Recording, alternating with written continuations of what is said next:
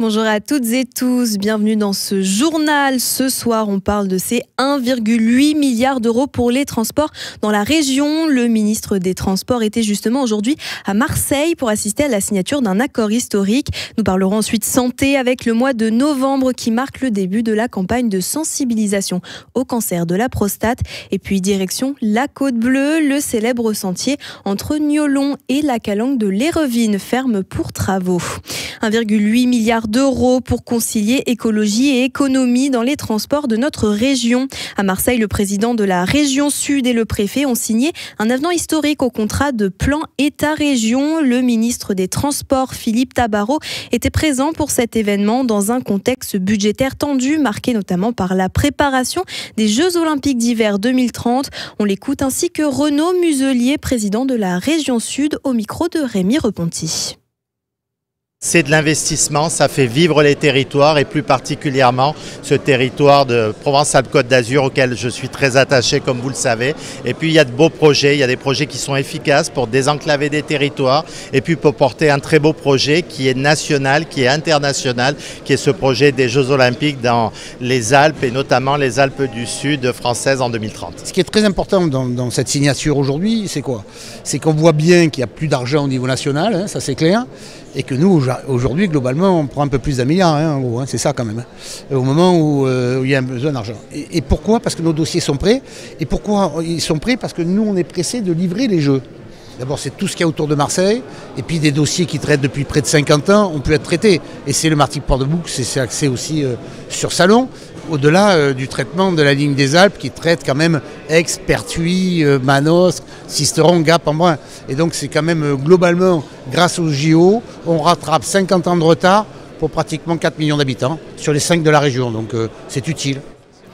Pour le préfet Georges-François Leclerc, cette signature a d'ailleurs une saveur particulière. C'est la dernière à ce poste avant son départ pour Paris où il deviendra directeur de cabinet du président de la République.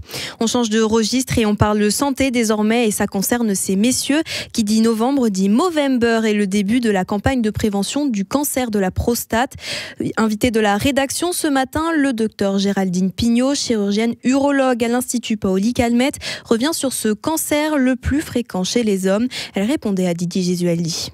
C'est un petit peu le pendant du cancer du sein chez la femme. Le cancer de la prostate, c'est un homme sur 8 qui sera concerné dans sa vie. Et c'est malheureusement encore un cancer qui tue, puisque c'est 8000 décès par an en France du cancer de la prostate. Ça fait un homme toutes les heures qui meurt du cancer de la prostate. On a des cancers qui sont diagnostiqués parfois plus tardivement dans la maladie, à un stade métastatique qui, à ce stade, est malheureusement non curable. Cette aggravation des cas, elle peut être liée au fait que le dépistage a diminué ces dernières années. Alors on resensibilise sur l'intérêt non pas d'un dépistage de masse, mais d'un diagnostic précoce chez des patients qui sont en âge d'avoir ce diagnostic précoce.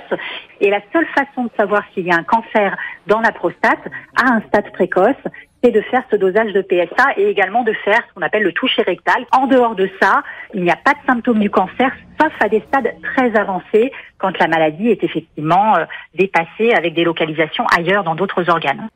Ces examens concernent surtout les hommes âgés de 50 à 75 ans.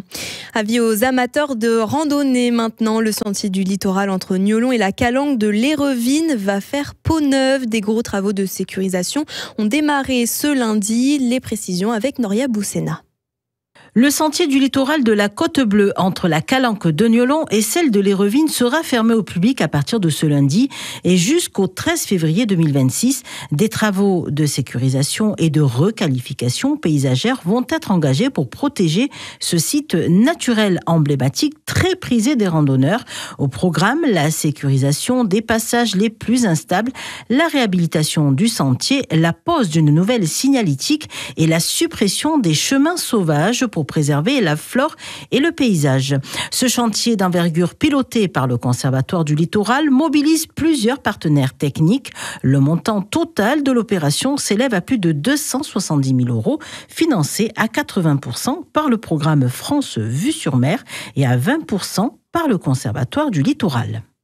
Et pendant toute la durée des travaux, le sentier restera strictement interdit au public conformément à l'arrêté municipal. On poursuit avec une belle histoire de sport et de fierté locale. À 29 ans, Sakina Karchaoui, vice-capitaine de l'équipe de France et capitaine du PSG, voit son nom donné au City Stade du quartier de la Maille 2 à Miramas, là où tout a commencé pour elle. Une belle reconnaissance pour la joueuse devenue un modèle pour de nombreuses jeunes filles. Attribuer mon nom à ce stade, c'est juste magnifique. C'est un immense plaisir et c'est vraiment un sentiment incroyable. Et j'espère qu'on continuera encore à faire grandir nos jeunes et on est avec eux de tout cœur. Et à chaque fois, quand j'ai des coups bas, on va dire, dans ma carrière, je fais un petit tour de voiture ici pour me rappeler tous les bons moments passés ici. Mais moi, le quartier, le stade m'a donné des valeurs incroyables. Donc à certains moments, j'oublie jamais d'où je viens et ça, c'est le plus important. En fait, c'est une opportunité pour nous de voir une idole, de voir un exemple pour nous. Très émue de la voir. Très contente parce qu'elle est très forte et c'est comme si on voulait suivre son chemin pour être comme elle plus tard. Et c'est pas parce qu'on débute dans une petite ville comme Miramas, on peut devenir pro aussi comme elle, parce que c'est pas que dans les grands clubs qu'on commence qu'on peut devenir pro. Elle aussi, elle a réussi, donc on aimerait bien avoir ça aussi. Et ça va vous inciter à plus bosser encore? Oui, monsieur, c'est ça. Oui, monsieur. Aujourd'hui, Sakina Karchaoui continue de briller au poste de latéral gauche du Paris Saint-Germain. On reste dans l'esprit du terroir et du partage avec une initiative originale à Ansuès-la-Redonne. Le sapeur-pompier Cyril Mistral a créé il y a 4 ans un moulin à huile associatif. Le principe est simple, vous apportez vos olives et vous repartez avec votre propre huile embouteillée. Notre reporter Michel Montagne a justement rencontré Cyril Mistral. Il explique les nuances entre les différentes huiles en fonction de la période où s'est déroulée leur extraction. Les olives qu'on ramasse en début de saison, on obtient un produit qui est très très vert, très végétal. On appelle ça le fruité vert. Une huile un peu épaisse, une huile un peu trouble, une belle ardence, une belle force, une belle amertume. On est sur vraiment du végétal, sur de la feuille de l'artichaut, sur la feuille de tomate. Oui. Ça, c'est les olives qu'on ramasse vertes les 3 premières semaines d'octobre, quand les températures, elles n'ont pas encore véritablement chuté. Et les olives qui ont pris le froid, là, on n'est plus sur de l'olive verte, on est sur de l'olive qui a pris de la couleur, qui a tourné, qui est jaune, violette, noire. Et on est sur un produit, donc un fruité mûr, une huile beaucoup plus apaisée, beaucoup plus ronde en bouche à l'attaque, un peu plus gras. On est sur une belle amertume, une force qui a considérablement diminué. Et on est sur des notes de fruits à coque, on est sur de la noisette, on est sur de la noix. Voilà. Pour profiter de cette expérience, il suffit d'adhérer à son association Les Gens d'Olive qui compte aujourd'hui 150 membres. Et on termine ce journal avec une info qui va plaire aux fans de Joule. Un Joule Store ouvrira ses portes dans la galerie marchande d'Auchan à la Valentine le 5 décembre, jour de la sortie de son nouvel album TP sur TP. Après ses concerts records du printemps dernier, l'artiste marseillais repart aussi en tournée avec 4 nouvelles dates en mai 2026, dont 2 au Vélodrome. Les préventes ouvriront ce mercredi et la mise en vente générale vendredi. Et comme souvent avec Joule, il faudra être rapide ou chanceux. Les places partent très vite. C'est la fin de ce journal. Merci à tous de l'avoir suivi avec nous sur Maritima. Je vous souhaite une très belle soirée.